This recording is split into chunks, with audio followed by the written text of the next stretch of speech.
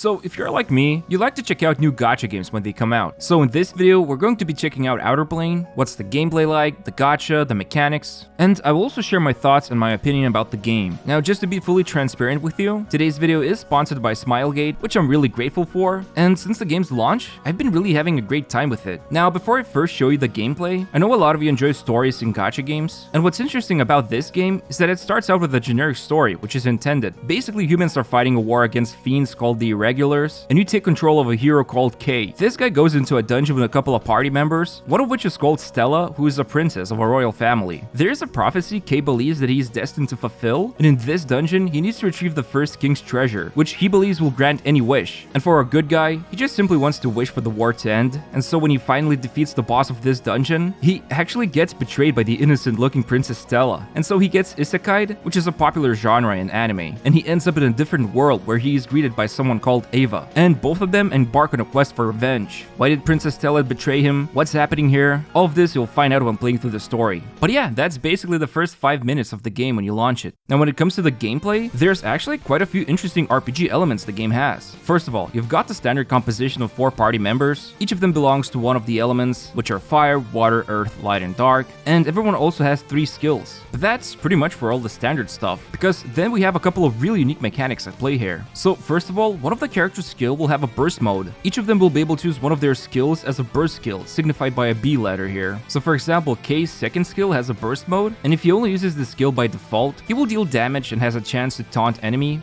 but using it as a burst skill, the first level will activate a dual attack from one ally, which means if they join in for the attack, the second level grants a barrier, and the third level activates a dual attack with 2 allies. And the cool thing about this, if you select the third level, all of the levels below will also apply, so it's like a super powerful skill you can unleash. But you won't be able to do this for free. You need to first build up the action points, which you see here, and there's a lot of ways that you can get these action points. Like by just gaining a turn, some unique equipment allows you to gain more points, and also each character belongs to a different class. So for example, Kay is a defender, so he gains additional action points by being hit by enemies. But for example, mages get more action points depending on the skill, strikers get more points by attacking enemies, healers gain more points if an ally gets attacked, and so on. What's also really cool about the burst skill is that you also get a new cinematic animation when you unleash the skill compared to the default version. And I gotta say, even though the character's third skill is usually called the ultimate because it has a long cooldown, it has some major effects and a cool animation, but personally, I really enjoy the burst skills and building around them because they feel so satisfying when unleashed. Now, another major mechanic this game has is a skill chain. I've seen this mechanic I've played in some RPGs, and I think it's really interesting. So basically, when the team builds up enough chain points, you can activate this skill chain from here, and everyone joins in for a massive all-out attack.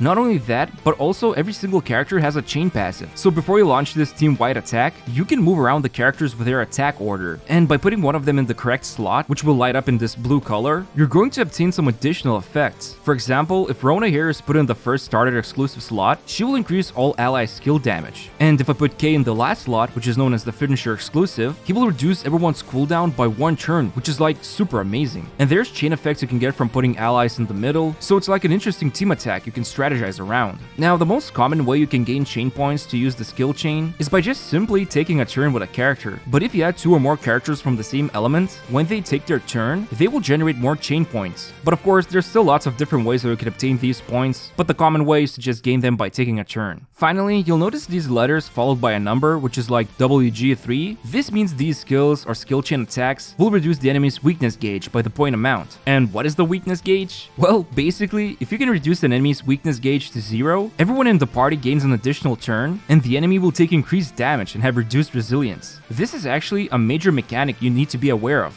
because bosses in the game can become enraged when you are attacking them, and if they become enraged, they usually deal some devastating damage or effects. But there's a catch. So if you reduce their weakness gauge while they're enraged, not only will you gain the benefits that I just talked about, but you also cancel out the enrage, and the boss becomes incapacitated, meaning they are stunned. So it's a really cool mechanic you can plan around, especially if you have the skill chain active and you see the boss is about to get enraged, you can just unload a ton of weakness gauge reduction from this skill chain. But of course, every single skill also reduces the weakness weakness gauge by some amount, so you really need to watch the enrage bar carefully and unload lots of weakness gauge reduction attacks when the boss is enraged. Now, the game does have a robust auto battle function, and you can sweep through the stages by using sweep tickets. However, there will be fights where we'll need to go manual, like for example against this boss. I used one team on auto battle and it lost, and I thought maybe I need to upgrade them, but it turns out I just needed to utilize all of these mechanics I just explained, and I utilized them, and then I won the fight. Now, I also want to talk about the characters, the gacha system, and their power level. Currently, there's 2 featured banners in the game, and there's also the standard banner, but I want to pull on the Valentine banner here, because I heard she's actually really strong, and I already pulled for Noah from the beginner banner, who's actually ranked really high in the tier list, which you can see here. And the awesome thing about the beginner banner, you don't actually have to reroll in this game. The developers literally just give you a banner, and you can pull from it and get one of these 3 stars, and in my case, I pulled for Noah, and even though she's strong according to some tier lists, but I just find her really cute because she uses these 2 big mechanical arms to fight, and when you win a battle, she has this really charming smile on her face. But yeah, according to a few tier lists, including this one, Valentine is ranked super high, Noah is just behind her, but what's more interesting to me is that actually quite a few 2 stars end up high in the list as well. Like Tio, for example. She's probably the best cleanser in the game, and you can get her for free by just logging in daily. There's also a 2-star like Dolly, who can silence the majority of enemies in the game and provide constant debuffs, which is amazing for some game modes. And actually, the majority of characters do end up high in the list, so you can definitely build a lot of viable teams by just using your favorite characters. And even though every character you pull start from 1 to 3 stars, you can actually transcend every single one of them to 6 stars. And what's even better, the developers give you a helping hand doing this. For example, Rona here, you get her for free by just doing beginner missions, and she's a 3-star, but you also get her shards for free as well, and this allows you to transcend her to higher stars. Now, you do need character shards, which you will usually obtain from the gacha system, but the cool thing about this gacha system is that each time you pull any character, you also obtain these generic shards, and you can use these shards in the shop and redeem any character shard you want, which means in the long run, you can just literally increase your favorite character stars by using the generic shards. And you definitely want to increase these stars because, for example, Ava here, who's the starting healer, with 3 stars you can unlock the skill burst level 2, with 5 stars the 30 level, and with 6 stars you also gain extra action points when entering a battle. So it's a pretty interesting system you can work around. But yeah, let me just quickly skip through the summoning session and do some pulls for Valentine. Hopefully I get her, and then I can talk about some of the game modes. Okay, so I just made the pulls, and I actually ended up with 2 3-stars. It was Rin and Eliza, so I didn't get Valentine, but I did get Rin from Valentine's banner, which is pretty funny. So let me just quickly build her up and show you some of the game modes. So yeah, basically besides the game's adventure mode, which is the main story, you've also got side stories, and in here you explore one of the character's personal quests. And with this first side story about Ava, I actually also unlocked some of her shards, so that's pretty cool, and I did get to learn more about her. Since, you know, she's my partner in crime for seeking revenge, might as well get to know her. But there's also the challenge mode, made up of many different activities. You've got Bounty Hunter for farming gold, Bandit Chase for getting food, which is the experience points you gain for characters, Upgrade Stones mode is used to increase the character's level cap, and then of course something familiar to Epic 7, you've got the special request Ecology Study, where you choose to fight against 3 different bosses, and each of them drops different armor sets. So for example, right now I'm focusing on Masterless Guardian, because he can drop attack, critical hit, evasion, or effectiveness sets, and attack and critical hit, that's something I want to equip on my characters to deal a lot of damage. There's also a separate mode for weapon and accessories, and unlike armor, weapons and accessories give really unique abilities to characters. Like for example with this weapon, you deal increased damage proportional to the caster's missing health. And then there's the Archdemon's Ruins. It's a roguelike mode and it's got multiple areas, and you traverse this hexagonal board, collect some power-ups, and beat monsters. And by completing these areas, you get these special talismans which you can equip on characters, and these talismans usually power up your skill chain attacks, so it's a great way to boost your team's strength. And finally, we've also got the tower mode. The more you climb, the more rewards you get, and you also get a free character if you do it as well. And yeah, if you're also feeling a bit competitive, there's also the arena mode. I still haven't unlocked it yet. It takes quite a while, but I guess in the meantime, before you unlock it, you can learn all of the game's mechanics and obtain some characters before jumping into it. But yeah, that's Outerplane. One of the first gacha games I actually played was Epic 7, and there's a lot of big differences between the two when I played this game. I especially enjoy the skill chain and skill burst mechanics. It's also really fun to plan around the bosses in rage mode, And the game also guides you pretty well when you start off. There's a great guide quest beginners can follow. It literally showers you with tons of rewards and new characters. There's also beginner events and daily missions which you can complete, and by doing those you get a ton of gems and equipment. So yeah, I really think you should give Outerplane a try. You can use my link in the description to download the game, and you will also help support my channel by doing this. I'm definitely gonna continue playing this game. I really enjoyed the 3D cartoon rendering and the charming character design. As I said before, Noah is my favorite right now, but I'm definitely looking forward to the late game where I build multiple teams, so I can then tackle some really interesting content. But yeah, thanks for watching the video, don't forget to check out Outerplane, and see you next time.